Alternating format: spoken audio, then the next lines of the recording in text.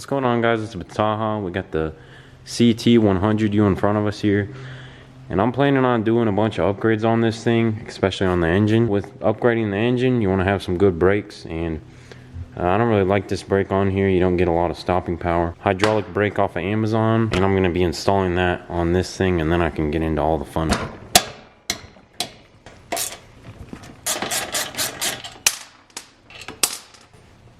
Alright, let's get this out of here.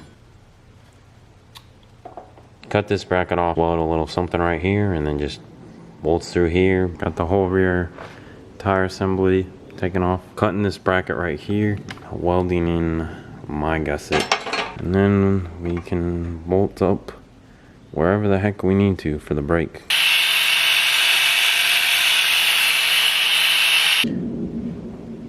Here's the gusset. This is the first time I've ever hooked up the gas. Here's the other half. When I cut it, the gusset just ran a little bit. You know, it's not bad. It's not bad. Very different than flux core. That's what I learned on. That's what I've used this entire time until just now doing this. But I'm gonna give it a shot on here, welding that thing on, and we'll see how it turns out.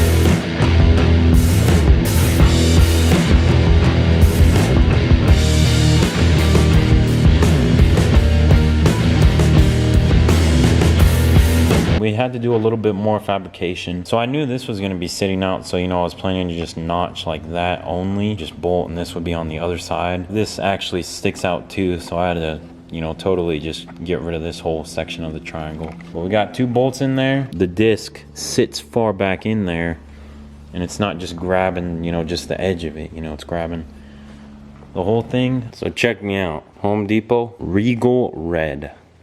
And this matches pretty well with the Coleman paint. You know, it's a little bit more of a shine, more of a gloss, but also a benefit here in the shop. All this dust, get a little dust on there, you ain't gonna be able to tell. Bracket's not looking too terrible.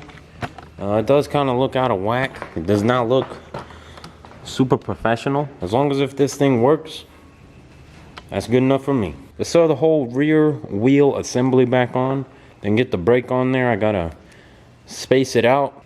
I'm getting antsy. I want to ride this thing, man. Come on. Yeah. Alright, we're definitely going to put a washer on this side. You see that little like indentation right here? Right there? This side, you just have this straight up against it, which I don't think it's really going to do any damage. But on the sprocket side, a little washer, and then you have the spacer on there. So I'm not sure if I just lost whenever I put this together originally when I first got it, but I definitely did not have a washer on this side. Still works well. Torque these down while you got the wheel off. On the sprocket side, one of them was loose. Longer spacer goes on this rotor side. Throwing that washer on there just to help out. Washer, and then the smaller spacer, and then boom, bolt. Knot goes on the end of that. Oh man, I'm gonna get copyrighted. The Home Depot. So the thread of these original bolts that were on the stock brake, it's gonna be M6 1, and then I got these, which are a little bit longer than this one, and then just some M6 washers. But don't forget, these already come on here. There's some nice spacers. Spacer plus 2 washers like that, just on the other side, and then we putting the bolt through. Okay. There's a little bit of space above this thing, and then we got just the 2 washers and the spacer This thing's on there solid.